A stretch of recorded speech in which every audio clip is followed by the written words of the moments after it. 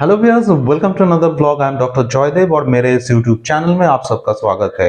आज का टॉपिक है कॉजेस ऑफ एक्नी। एक्नी या पिंपल एक बहुत ही कॉमन हेल्थ प्रॉब्लम है जिसके पीछे क्या रीजंस है, क्या कॉज, क्या इटियोलॉजी है, उसी बारे में इस ब्लॉग में मैं डिस्कस करने वाला हूँ। और जो रीजंस मैं बताऊंगा उसमें जो सिक्स्थ रीजन है वो बहुत ही स्ट्रेंज है। आप में से कई उस रीजन को सुन के चौंक भी सकते हैं, तो इस वीडियो को अंत तक देखते रहिए। तो आज का टॉपिक है कॉजेस ऑफ एक्नी। सो पहले जान लेते हैं कि एक्नी क्या है। First, this is the structure of our skin. So ये स्किन के एकदम ऊपर में जो लेयर है, this is known as epidermis. और इसके नीचे जो लेयर होता है उसे बोलता है डार्मिस। डार्मिस में एक्चुअली ये हेयर फॉलिकल्स रहता है। Hair follicles means the hairs associated with the glands, and these type of glands they secrete an oily material that is known as sebum. So ये जो ग्लैंड होते हैं इसे बोलते हैं सीवेशियस ग्लैंड्स, एंड इसका जो सिक्रीशन है वो है सीबम। ये एक ऑयली स्टिकी सिक्रीशन है जो स्किन के ऊपर धीरे धीरे स्प्रेड करते हैं और स्प्रेड करके स्किन को प्रोटेक्ट करते हैं। तो ये बहुत ही बेनिफिशियल एक ग्लैंड है और इसका सिक्रीशन बहुत सारा काम करते हैं। तो अब जानते हैं कि ये एक्नी क्यों होता है। ये जो ग्लैंड है, इसका जो डक्ट्स है जिससे इसका सिक्रीशन ये स्किन के ऊपर आते हैं, ये जो डक्ट्स है ये अगर किसी तरह ब्लॉक्ड हो जाए तो यहाँ पे इन्फ्लामेशन हो सकता है। इन्फ्लामेशन या फिर सूजन होने से पिंपल या फिर एक्नी डेवलप करते हैं। तो इसे कैसे बोलते हैं कि acne, also known as acne vulgaris, is a long term skin condition that occurs when dead skin cells and oil from the skin clog hair follicles. So अगर यहाँ का जो डेड स्किन सेल्स है ये अगर इस डक्ट को block किया या फिर इसके जो सीबम जो मटेरियल है वही आके अगर यहाँ पे किसी भी तरह ब्लॉक कर दिया तो इससे पिंपल फॉर्म कर सकता है। Typical features of acne are blackheads, whiteheads, pimples, oily skin and possible scarring. So ये जो इमेज है ये है ब्लैकहेड्स का। ब्लैकहेड्स मतलब ये जो लीशंस है इसका टॉप है blackish. So this lesions are known as blackheads.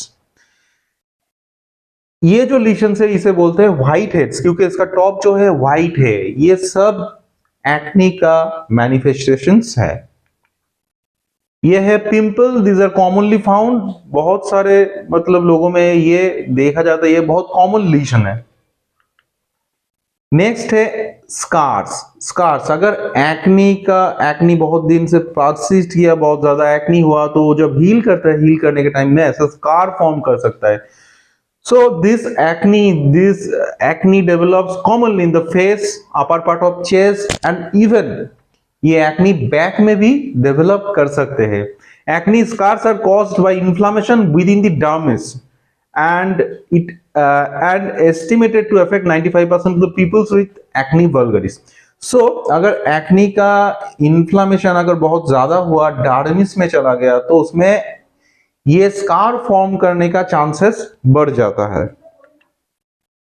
अब ये भी एक मैनिफेस्टेशन है जिसे बोलते हैं post inflammatory hyper pigmentation.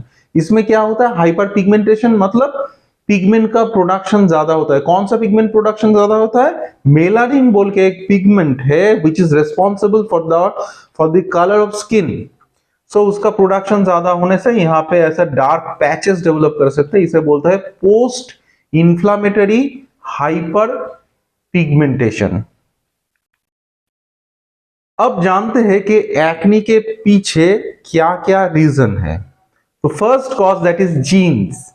Different studies में देखा गया है कि ट्विंस या फिर फर्स्ट डिग्री रिलेटिव्स जो है उनमें एक्नी होने का चांसेस ज्यादा है।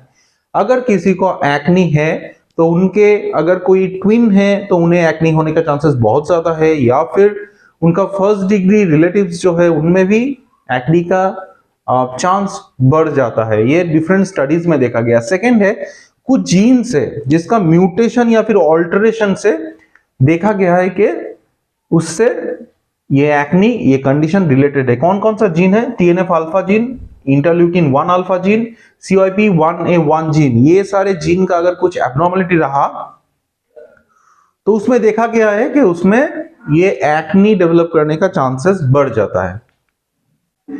अब एक क्विज है आपके लिए, एक क्वेश्चन है। ये एक ड्रग है जिसे बोलते हैं retinoid. This is one of the drugs that is commonly used to treat acne. आपको बताना है कि ये ड्रग कौन से विटामिन से क्लोजली रिलेटेड है। कमेंट करके बताइए कौन से विटामिन से ये drug retinoid that is commonly that is similar to which vitamin. So comment करके बताइए। नेक्स्ट ब्लॉग में जो करेक्ट आंसर देंगे उनका नाम मैं नेक्स्ट ब्लॉग में अनाउंस करूंगा।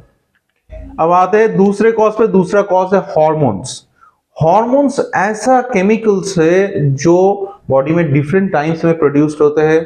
कुछ हॉर्मोन्स ऐसा है जो प्यूबर्टी या फिर मेंस्ट्रुअल साइकिल में जिसका एक्टिविटी बढ़ जाता है, तो वो हार्मोन के एक्टिविटी बढ़ने से भी एक्नी डेवलप कर सकते हैं। कौन सा hormone? Androgens. This androgen is responsible for making skin oily and it also enhances secretion of oily sebum. मैंने पहले बोला जो ग्लैंड्स जो है, सीबेशियस ग्लैंड जो है, उससे सीबम नाम का एक ऑयली मटेरियल सीक्रेटेड होता है जो स्किन को प्रोटेक्ट करते हैं। तो ये एंड्रोजन जो हार्मोन्स है, इससे ये ऑयली सिक्रीशन ज्यादा होता है और उससे एक्नी फॉर्म करने का चांसेस बढ़ जाता है। बहुत सारे स्टडीज में देखा गया कि ग्रोथ हार्मोन या फिर insulin like growth factor 1, these are the chemicals which are also associated with acne। अब ये जो हाई एंड्रोजन स्टेट से ये डिफरेंट कंडीशंस में देखा जाता है, जैसे polycystic ovarian syndrome, congenital adrenal hyperplasia, androgen secreting tumours. And ये भी देखा गया कि ये सब कंडीशन में एक्नी फॉर्म करने का चांसेस बढ़ जाता है। थर्ड कॉज है इन्फेक्शन। बहुत सारे एक्नी केसेस में देखा गया है कि क्यूटीबैक्टीरियम एक्नी बोल के एक बैक्टीरिया है। ये जो बैक्टीरिया है बहुत सारे एक्नी केसेस में देखा गया है कि बैक्टीरिया वहां पे प्रेजेंट है, so that can cause acne. Next एक माइट है जिसे बोलते हैं Demodex might. Sometimes it is seen that this might is associated with acne. ये माइट रहने से एक्नी या फिर पिंपल फॉर्म करने का चांसेस बढ़ जाता है। अब आते हैं फोर्थ कॉज पे। फोर्थ कॉज है diet. Diet is very important. Okay, high glycemic load diets जिसमें कार्बोहाइड्रेट का अमाउंट ज्यादा है, जो ऐसा डाइट नॉर्मली रहते हैं उनमें देखा गया है कि एक्नी का इंसिडेंस बहुत ज्यादा है। ऑल्सो देखा गया कि डेयरी प्रोडक्ट्स जो बहुत ज्यादा कंज्यूम करते हैं उनमें भी ये एक्नी फॉर्मेशन का चांसेस ज्यादा है। अब आते हैं फिफ्थ कॉज पे, दैट इज स्ट्रेस। ये बहुत ही कॉमन एक फैक्टर है जो हर एक पर्सन में ही कम ज्यादा रहता है, और देखा गया है स्टडीज में कि जिनमें स्ट्रेस लेवल ज्यादा है उनमें एक्नी का सीवियरिटी भी ज्यादा होता है। तो it is somehow connected with this abnormality. Now coming to the sixth point. So what is the sixth point? Sixth cause of acne? There are some drugs, some medications, ऐसा कुछ दवाई है जो डिफरेंट कंडीशंस को treat करने के लिए हम लोग देते हैं, लेकिन लॉन्ग टर्म लेने से उसका एज ए साइड इफेक्ट भी एक्नी डेवलप कर सकते हैं। जैसा बहुत ही कॉमन एक ड्रग है ग्लूकोकॉर्टिकॉइड्स या फिर स्टेरॉइड। नेक्स्ट है लिथियम हाइड्रोक्साइड जो एक एंटी कन्वल्सेंट मेडिकेशन है। आइसोनियाजिड जो कई टाइम टीबी के ट्रीटमेंट में भी यूज होता है। Iodides, bromides and टेस्टोस्टेरॉन्स।